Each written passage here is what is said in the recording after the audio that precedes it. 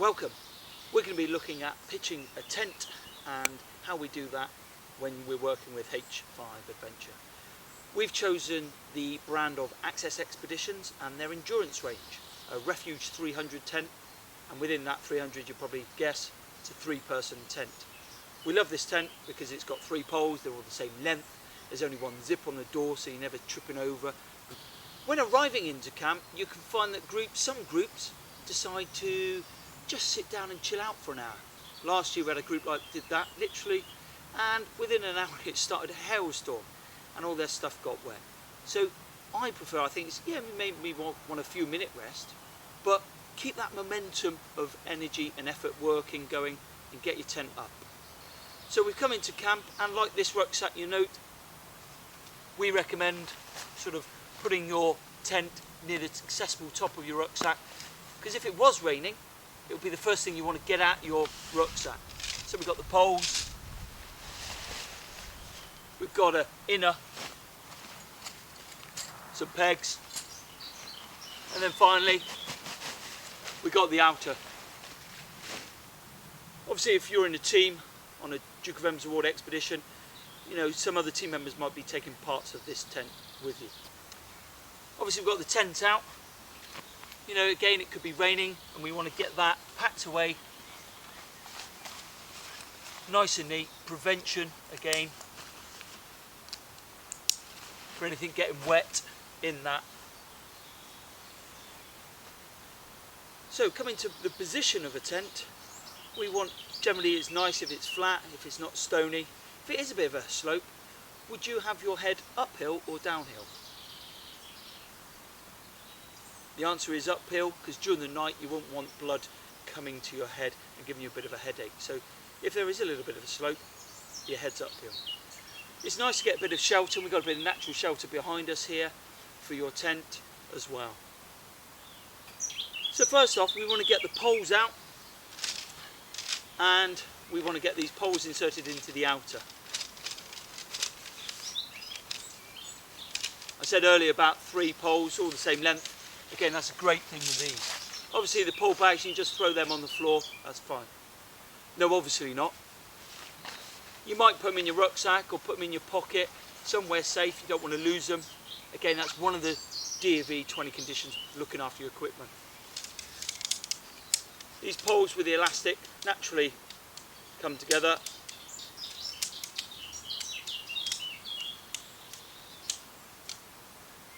And being careful at the end, these ends aren't catching anybody. So I'll just lay those down. I'm going to try and be clever here and do 2 at a time. Obviously not very clever.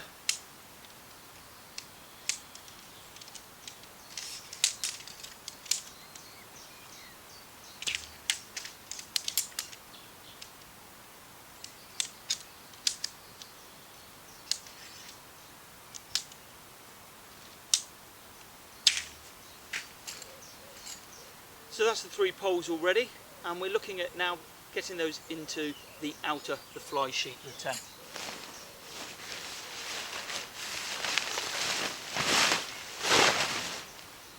We're not too worried about putting the fly sheet in the right place now, because as I said earlier, you can move it around. It's a geodesic tent. And we've got 3 of these sleeves, and they go in through the slit here. The other end of that sleeve, it's all woven, so there's no eyelet to go into it. Another great design of these tents.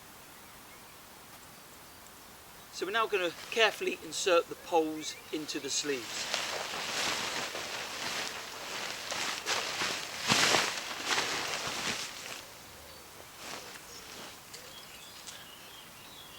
So checking the pole is not hitting anybody behind us, got lots of space. We get that sleeve and glide it. I'm not really pushing really hard, I'm just taking my time. I don't want to rip the tent in any way.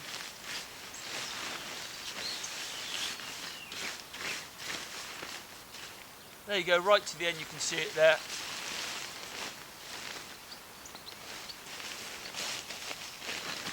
So we're looking for the next one.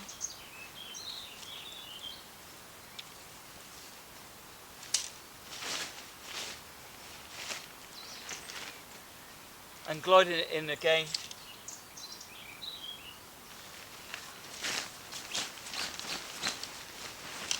Again, we're not really going too fast, we're not rushing, we don't want to rip the tent, otherwise you might be having a wet night if it rains and water getting in.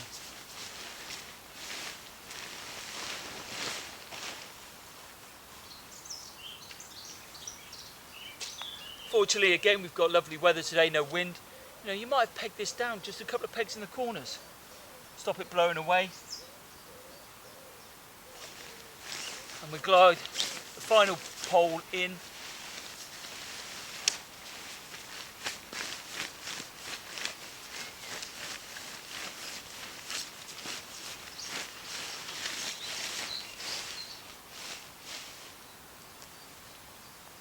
So that's the 3 poles in, and we get those in before bringing the fly sheet up and putting them in the eyelets.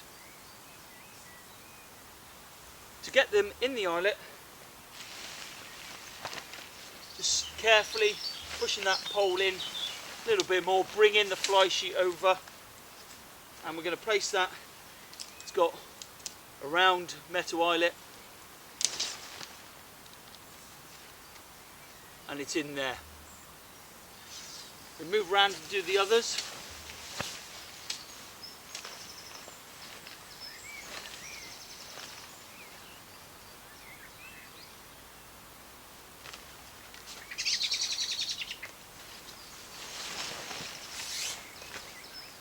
And now a common problem is that, oh, this pole is a long way away from this eyelet and we can't get it in.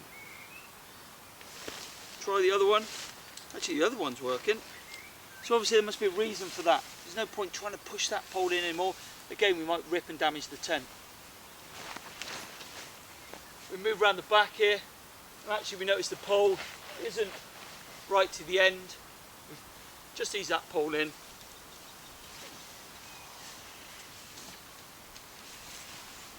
And there we go, the tent geodesic is set up nicely. This is where we can move it. So a positive of this type of tent, you can move it how you like. It's got 2 doors either end, and we're going to pitch one door at the back where we've got the natural boundary. Do you know why that might be? Well, that's so we can use the 2 porches. I'd recommend with this, there's 3 of you in this 3-person tent. Put your bags and equipment in the porch at the back, and in the front as you come in and out you can leave your boots and waterproofs if it's wet and things like that. So let's get this outer peg down. Again, using the peg bag, we've got some pegs here. I want to get that nice and straight away. Get that first peg in. I'm not standing on the peg, that can damage them. Alright, and I've got that first peg in. I'm going to move around to the next corner where I can pull things tight.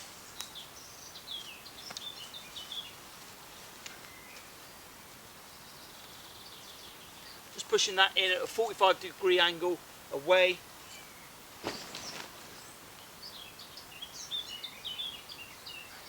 Just doing the 4 corners, each time tension in the 4 corners.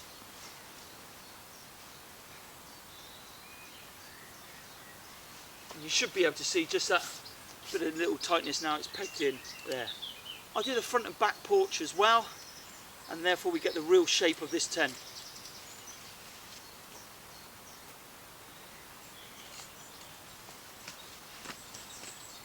So let's get this front in as well. You can see these orange eyelets.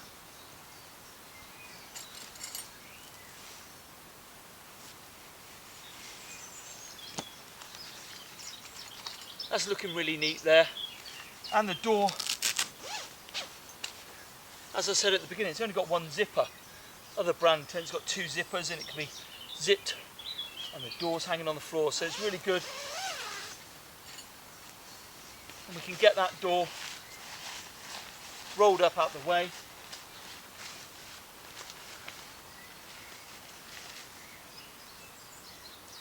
Gives you a nice big space.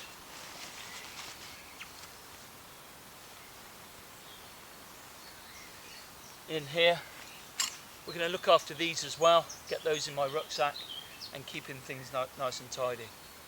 So let's get that inner tent.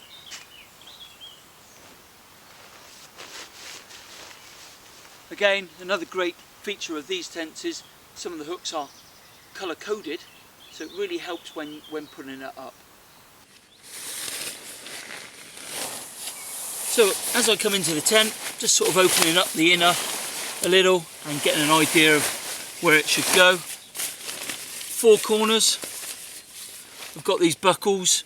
You can clip all those 4 in, or you can clip 2 at the back, 2 at the front, and then work the other way. I'm just going to clip this one in here. It'll be quite tricky trying to locate it.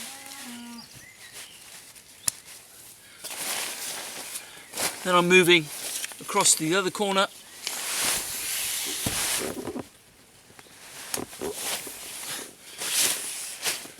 That gives me a nice start point. I talked about colour coding, great feature, yellow. We know that's going to go on the yellow eyelet here, and I can aim for that. And that means I'm now following the seams.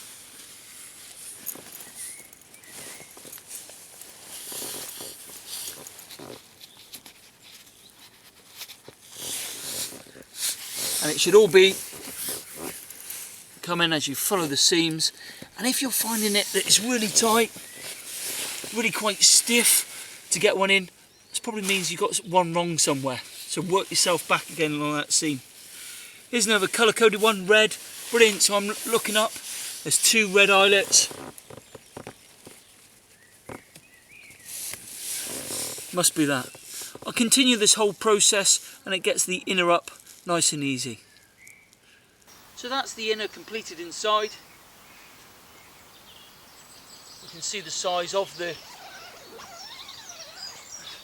tent here, and again you can roll this up nicely, and there's another toggle around here that you can then tie that back. Helps it from preventing getting tripped over and getting muddy.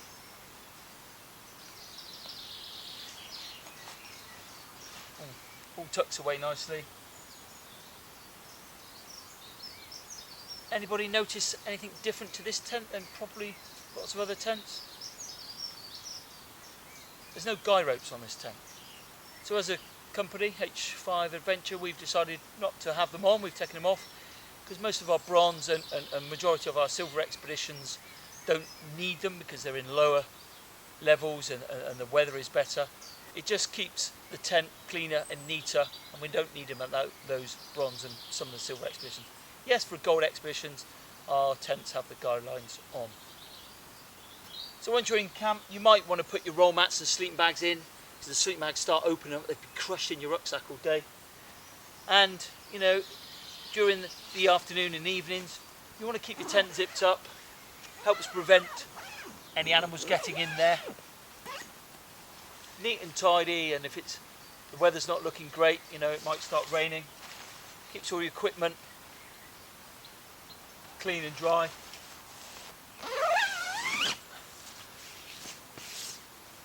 So that's how we're pitching tents, trying to get that outer up first, getting the poles out, feeding them in, not pushing them really hard, getting the poles up, getting it pegged down, then that inner in, and just taking your time on it so you're not damaging it, and getting it pitched on a nice level, as comfortable as possible as you can. So de-pitching the tent, quite straightforward. It's in reverse order. So we'd go in, we'd unclip all of them from the inner, we'd bring that out, then we start on the outer, we go around, start taking those pegs out,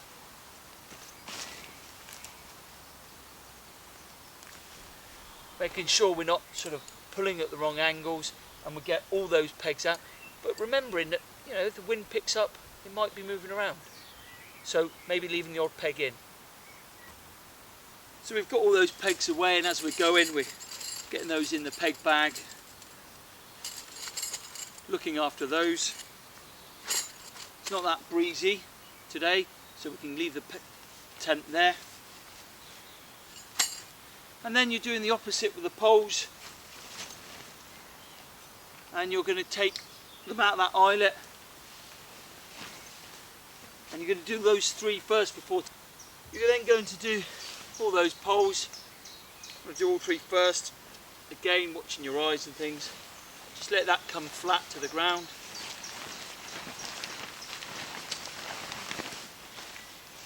Like so. Are we going to push or pull the poles out? Well, if you pull them, this can happen, and the bungee comes off, and then it's lost in there, and you're like, oh. So you don't want to be pulling the poles out. So I'm going to be pushing the poles out. I'm going to go find that end, just work it, and just keep working away nice and steady.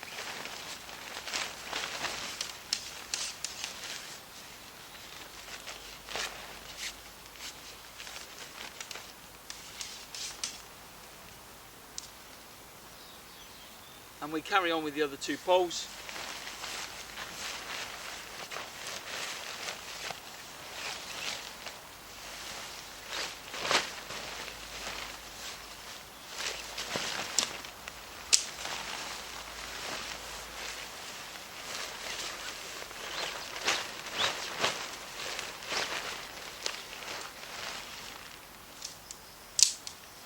That's the 3 poles out. And now we're going to fold it away. I'm sure you've all folded sheets with your families at home. So I'm just holding the air vents here. No tent is really rectangular or square, so it's a bit trickier. We're just going to pull those together.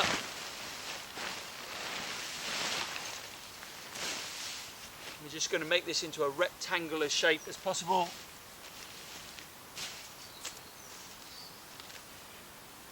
And then we can add the inner to this and roll it up as one. Then with the inner tent, good job here, just keep that door open a little bit, because as you fold it, you can let the air out. Now these are square, so a little bit easier.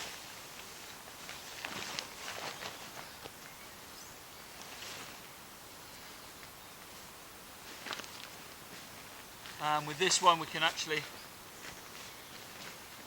get that folding over once more.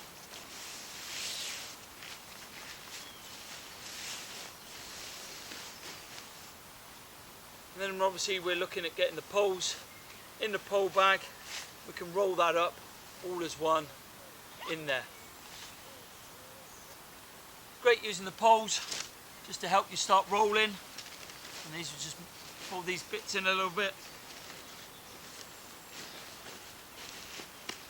Always good to roll it up, gets the air out. Come a little way, I'll get those pegs in there as well.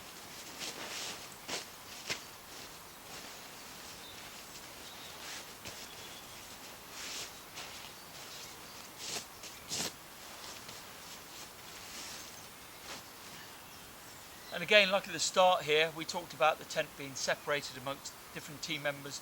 So it's unlikely that one of your team in a Duke of Edinburgh expedition will carry that on their own. But there we go, that's how to put up a tent and take it down.